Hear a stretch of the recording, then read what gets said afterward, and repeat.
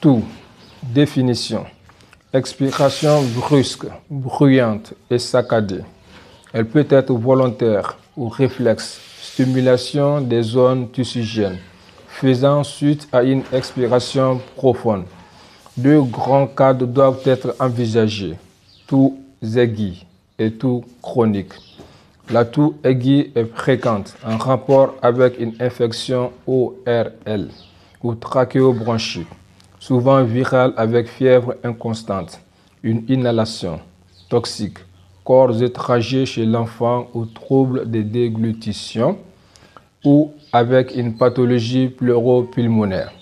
Les signes généraux, fièvre, asthénie, syndrome grippal et l'inflammation locale permettent de faire le diagnostic d'infection alors que le contexte sera très évocateur d'une inhalation. La toux chronique est définie par une évolution de plus de 3 semaines. Deux grands cadres doivent être distingués et étayés par l'anamnèse puis par radiographie. Sujet tabagique. Il faut éliminer le cancer. La BPCO est la cause la plus fréquente. Sujet non tabagique.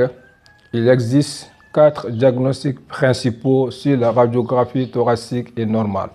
L'asthme, le RGO, reflux gastro-œsophagien. Les causes ORL, irritation laryngée, sinusite avec jetage postérieur et les causes médicamenteuses, inhibiteurs de l'enzyme de conversion. Éléments à rechercher. L'anamnèse peut permettre d'orienter le diagnostic. Terrain, atopie, médicaments, tabac, horaire, soir, toux vespéral et nocturne ou milieu de nuit, asthme.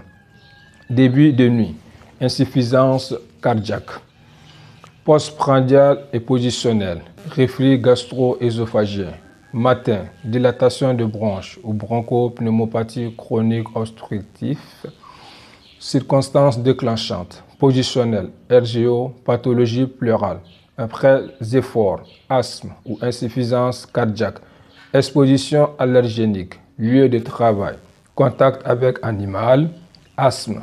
Déglutition évoque une fausse route ou une fistule. Communication œsobronchique. Ancienneté en faveur d'une BPCO ou d'une dilatation de bronches. Date de début et chronicité avec une introduction médicamenteuse.